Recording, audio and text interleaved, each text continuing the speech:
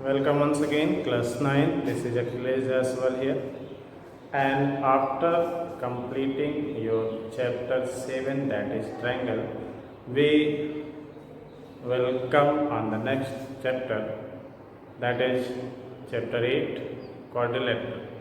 तो क्वाड्रिलेटरल जो चैप्टर है उसके बारे में थोड़ा सा जानकारी ले लेते हैं, थोड़ा इंट्रोडक्शन कर लिया जाए उसका।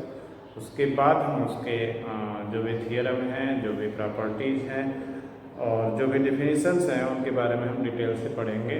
उनका क्लासिफिकेशन जो है टाइप्स ऑफ क्वाड्रिलेटरल का था।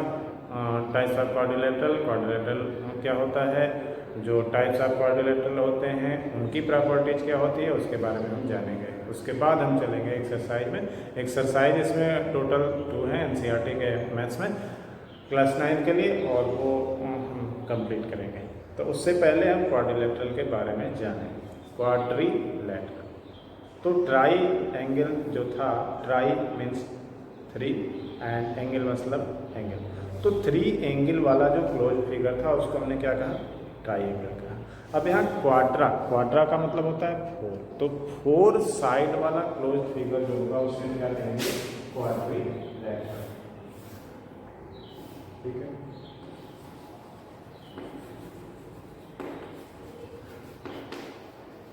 क्या बोलेंगे, क्वाड्रिलेटरल।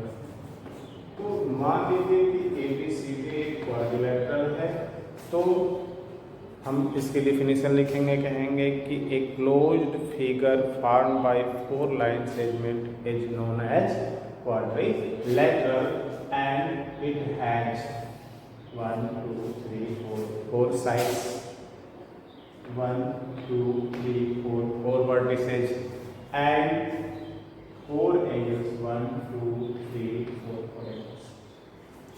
अब देखिए सिंपल सी बात है, एडजेसेंट एंगल एडजेसेंट साइड के बारे में तो इसमें पूछेगा नहीं, लेकिन फिर भी आप जान लो ये जो साइड है इसके अपोजिट में जो साइड है means AB and CD are known as opposite side, BC and DA are known as opposite side and are adjacent. Adjacent का मतलब होता है पड़ोसी या पास वाला, तो AB के पास कौन सा, BC है। So AB and BC are adjacent sides, BC and CD are adjacent side, CD and DA are the pair of adjacent side. Similarly, for angles, this angle is opposite to this one. So angle A and angle C are opposite angles, angle B and angle D are opposite angles. Also adjacent angle, angle A के पास कौन सा है, B वाला है, तो angle A and angle B are adjacent angle, angle B and angle C are adjacent angle, angle C and angle D are adjacent angle and angle D and angle A are adjacent angles. ये तो हो गए angle, ठीक है। अब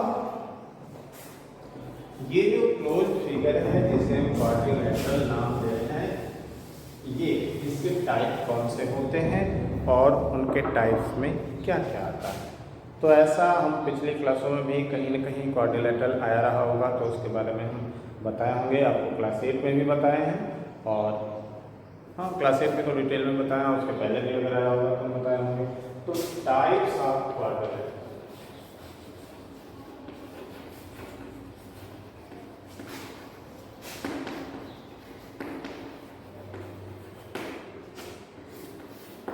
types of quadrilateral में हम जब क्वाड्रिलेटरल को क्लासिफाई करते हैं तो उसमें पहला नाम हम लेते हैं parallelogram.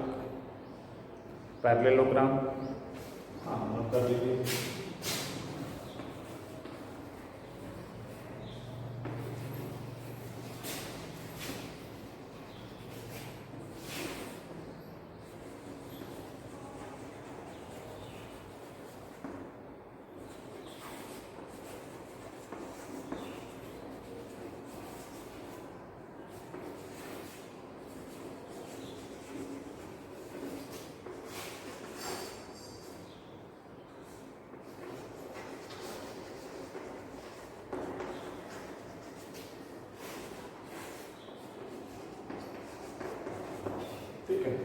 These are the types of quadrilateral। हाँ, इससे पहले टाइप्स ऑफ क्वाड्रिलेटरल में हम दो नाम लेते हैं, कॉन्वेक्स एंड कॉनकेव क्वाड्रिलेटरल। ठीक है, तो कहीं ना कहीं आप कंफ्यूज मत होइएगा। The quadrilateral whose each angle is less than 180 interior angle, each interior angle is less than 180 are called, is called, जो भी आप कह लीजिए, is called convex quadrilateral. In concave quadrilateral, one angle will be more than 180। तो एक quadrilateral जो concave कहा जाएगा, अगर उसका कम से कम एक इंटीरियर एंगल 180 से ज़्यादा है तो वो कॉनकेव क्वाड्रिलेटरल होगा। नंबर आता है 1 2 3 4 हो गया, 1 2 3 एंड तो 1 2 3 4 साइड हो गया, ये 180 से ज़्यादा हो गया तो इसको हम कहेंगे कॉनकेव क्वाड्रिलेटरल। बाकी जितने भी क्वाड्रिलेटरल होते हैं वो कॉन्वेक्स।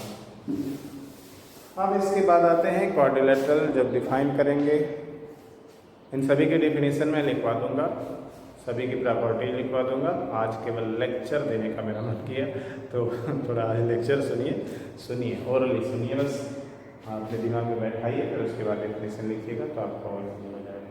पैरेललोग्राम, पहला है पैरेललोग्राम, दूसरा है रोम्बस, तीसरा है रेक्टेंगल, चौथा है स्क्वायर, पांचवा है ट्रेपेजियम, छठवां है काइट। अब मैंने जो क्वाड्रिलेटरल समझाया उसमें एक चीज हो गया था, अगर आप अपोजिट वर्टेक्स को मिला देंगे तो अपोजिट वर्टेक्स को मिलाने वाली जो लाइन होगी उसी को हम कहते हैं डायगोनल। क्या कहते हैं? डायगोनल कहते हैं। अब यहाँ पैरेललोग्राम में हम कहेंगे कि a quadrilateral whose opposite sides are parallel and equal is called parallelogram. एक क्वाड्रिलेटरल जिसकी अपोजिट साइड, मतलब ये साइड पैरेलल हो और इक्वल हो, वो पैरेललोग्राम होता है। और चीज़ें जब हम प्रॉपर्टी में जोड़ेंगे तो कहेंगे कि opposite angles are equal, sum of adjacent angle is 180। ठीक है, अपोजिट एंगल इक्वल होंगे, अपोजिट साइड इक्वल होते ही हैं, अपोजिट साइड पैरेलल होंगे, अब एडजेसेंट एंगल जो होंगे उनका सम 180 होगा। ये तो प्रॉपर्टी होगी। And diagonals bisect each other, और डायगोनल एक दूसरे को दो बराबर भागों में बांटेंगे। अब आते हैं रोम्बस। तो पैरेललोग्राम का फिगर कुछ इस तरीके का हो जाएगा। ठीक है, ये हो गया पैरेललोग्राम। अब रोम्बस पे आते हैं। रोम्बस का फिगर कुछ ऐसा होगा। ठीक, ये रोम्बस के सभी साइड यहाँ कुछ नहीं खोलोगे, इसमें ये स्टिक होगा, ये स्टिक होगा। Rhombus is also a parallelogram. Rhombus भी एक क्या है? पैरेललोग्राम है। In which all sides are equal. Parallelogram है means opposite sides are parallel and equal. And here you say that all sides are equal, सभी side equal. Opposite angles are equal, opposite angle equal होते हैं। Diagonals bisect each other. Bisect each other मतलब एक दूसरे को दो बराबर भागों में बांटेगा। ठीक है, bisect each other at right angle, 90 degree के एंगल पर ये इसको बांटेगा, काटेगा दो बराबर भागों में। ठीक, here diagonals are unequal, diagonal unequal होते हैं। तो ये सारी प्रॉपर्टी हो गई जिसका हम यूज करेंगे। In rectangle, a rectangle is also a parallelogram in which each angle is right angle. Rectangle जो होता है वो भी एक पैरेललोग्राम है। पैरेललोग्राम है मतलब opposite sides are equal and parallel, diagonals bisect each other. ठीक है, opposite sides are parallel and equal, opposite side parallel होगी, इक्वल होगी, लेकिन प्रत्येक एंगल राइट एंगल होगा, मीन्स 90 डिग्री का एंगल होगा, और डायगोनल बाइसेक्ट करेंगे एक दूसरे को। एक नई चीज इसमें है, डायगोनल्स आर इक्वल। ठीक है, आगे आते हैं स्क्वायर में। तो square is also a rhombus, कह सकते हो कि स्क्वायर का रोम्बस है। Square is also a parallelogram, एक ऐसा पैरेललोग्राम या ऐसा रोम्बस है जिसमें प्रत्येक एंगल 90 होता है। Each angle is right angle. तो जो डायगोनल होते हैं वो एक दूसरे को बाइसेक्ट करेंगे 90 डिग्री के एंगल पे। ठीक है, डायगोनल एक दूसरे को बाइसेक्ट तो करेंगे लेकिन राइट एंगल पर बाइसेक्ट करेंगे। तो राइट एंगल पर और किसमें बाइसेक्ट कर रहा था? रोम्बस में बाइसेक्ट कर रहा था। तो डायगोनल, रोम्बस और स्क्वायर दोनों में 90 डिग्री पर बाइसेक्ट करते हैं, लेकिन रोम्बस में डायगोनल इक्वल नहीं होते हैं और स्क्वायर में डायगोनल इक्वल होते हैं। स्क्वायर में प्रत्येक एंगल 90 होता है, इसमें ऐसा नहीं होता है। इसमें सभी साइड इक्वल होते हैं और वहां भी सभी साइड इक्वल होते हैं। ये चीज आप ध्यान रखें। नेक्स्ट है trapezium, a quadrilateral whose one pair of opposite side are parallel।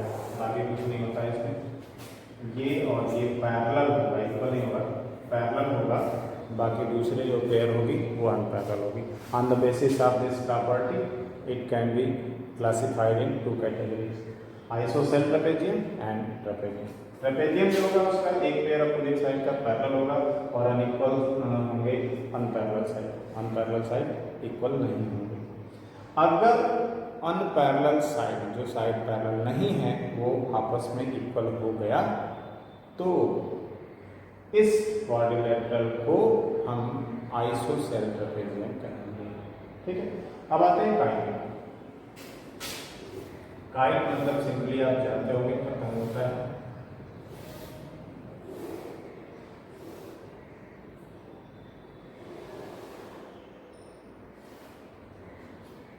ठीक है, सिंपली पतंग होता है।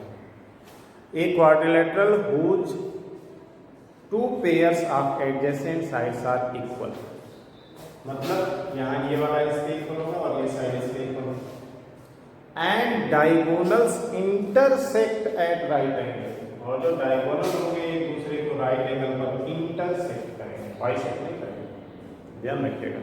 ठीक है, इज कॉल्ड काइट। तो ये सारी चीजें हो गई। कंक्लूजन में आपको एक चीज में याद रखना है कि डायगोनल एक दूसरे को राइट एंगल पर बाइसेक्ट करते हैं, किसमें? रोम्बस में और स्क्वायर में, बाकी कहीं नहीं। ठीक है, रोम्बस और स्क्वायर में क्या है? डायगोनल एक दूसरे को 90 डिग्री पर बाइसेक्ट करते हैं। दूसरी चीज क्या याद रखनी है? स्क्वायर में और रेक्टेंगल में, इन दोनों में ही डायगोनल्स इक्वल होते हैं।